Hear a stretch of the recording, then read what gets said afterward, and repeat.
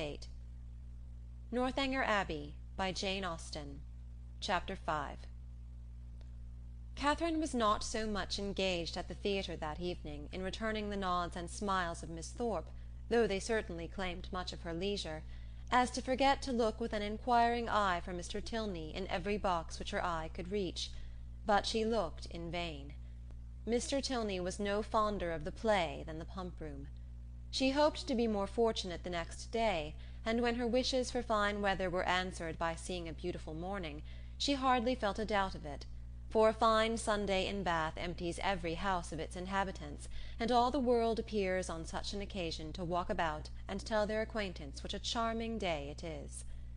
As soon as divine service was over, the Thorpes and Allens eagerly joined each other, and after staying long enough in the pump-room to discover that the crowd was insupportable, and that there was not a genteel face to be seen, which everybody discovers every Sunday throughout the season, they hastened away to the Crescent, to breathe the fresh air of better company. Here Catherine and Isabella, arm in arm, again tasted the sweets of friendship in an unreserved conversation. They talked much, and with much enjoyment, but again was Catherine disappointed in her hope of re-seeing her partner. He was nowhere to be met with. Every search for him was equally unsuccessful, in morning lounges or evening assemblies, neither at the upper nor lower rooms, at dressed or undressed balls was he perceivable, nor among the walkers, the horsemen, or the curricle drivers of the morning. His name was not in the pump-room book, and curiosity could do no more. He must be gone from Bath.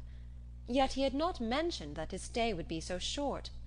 This sort of mysteriousness, which is always so becoming in a hero, threw a fresh grace in Catherine's imagination around his person and manners, and increased her anxiety to know more of him. From the Thorpes she could learn nothing, for they had been only 2 days in Bath before they met with Mrs. Allen. It was a subject, however, in which she often indulged with her fair friend, from whom she received every possible encouragement to continue to think of him, and his impression on her fancy was not suffered therefore to weaken. Isabella was very sure that he must be a charming young man, and was equally sure that he must have been delighted with her dear Catherine, and would therefore shortly return. She liked him the better for being a clergyman, for she must confess herself very partial to the profession, and something like a sigh escaped her as she said it. Perhaps Catherine was wrong in not demanding the cause of that gentle emotion, but she was not experienced enough in the finesse of love, or the duties of friendship, to know when delicate raillery was properly called for, or when a confidence should be forced. Mrs. Allen was now quite happy, quite satisfied with Bath.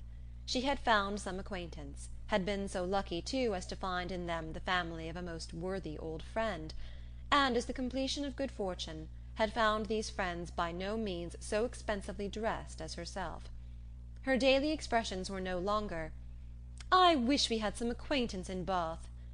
They were changed into, "How glad I am we have met with Mrs. Thorpe!"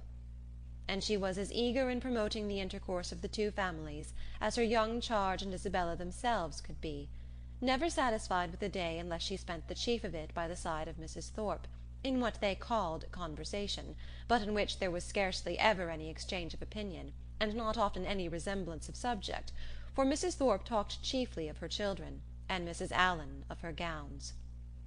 The progress of the friendship between Catherine and Isabella was quick as its beginnings had been warm, and they passed so rapidly through every gradation of increasing tenderness that there was shortly no fresh proof of it to be given to their friends or themselves. They called each other by their Christian name, were always arm in arm when they walked, pinned up each other's train for the dance, and were not to be divided in the set, and if a rainy morning deprived them of other enjoyments, they were still resolute in meeting in defiance of wet and dirt, and shut themselves up to read novels together. Yes, novels, for I will not adopt that ungenerous and impolitic custom so common with novel writers, of degrading by their contemptuous censure the very performances, to the number of which they are themselves adding, joining with their greatest enemies in bestowing the harshest epithets on such works, and scarcely ever permitting them to be read by their own heroine, who, if she accidentally takes up a novel, is sure to turn over its insipid pages with disgust. Alas! If the heroine of one novel be not patronized by the heroine of another, from whom can she expect protection and regard? I cannot approve of it. Let us leave it to the reviewers to abuse such effusions of fancy at their leisure, and over every new novel to talk in threadbare strains of the trash with which the press now groans. Let us not desert one another. We are an injured body. Although our productions have afforded more extensive and unaffected pleasure than those of any other literary corporation in the world, no species of composition has been so much decried.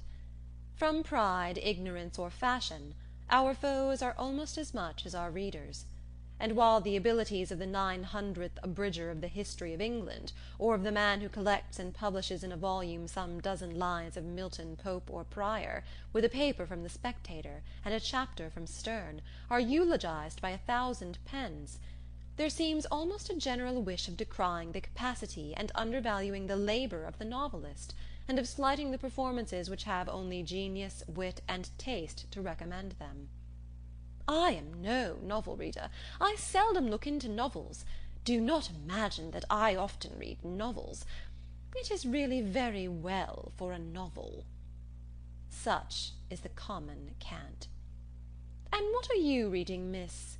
Oh, it is only a novel, replies the young lady, while she lays down her book with an affected indifference or momentary shame. It is only Cecilia, or Camilla, or Belinda; or, in short, only some work in which the greatest powers of the mind are displayed, in which the most thorough knowledge of human nature, the happiest delineation of its varieties, the liveliest effusions of wit and humour, are conveyed to the world in the best chosen language. Now, had the same young lady been engaged with a volume of the Spectator, instead of such a work, how proudly would she have produced the book and told its name!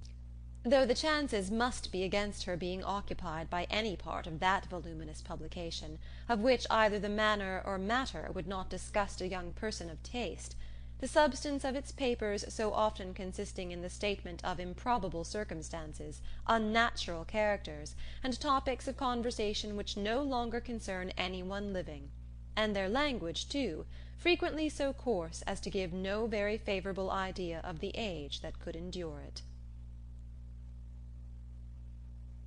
End of Chapter 5.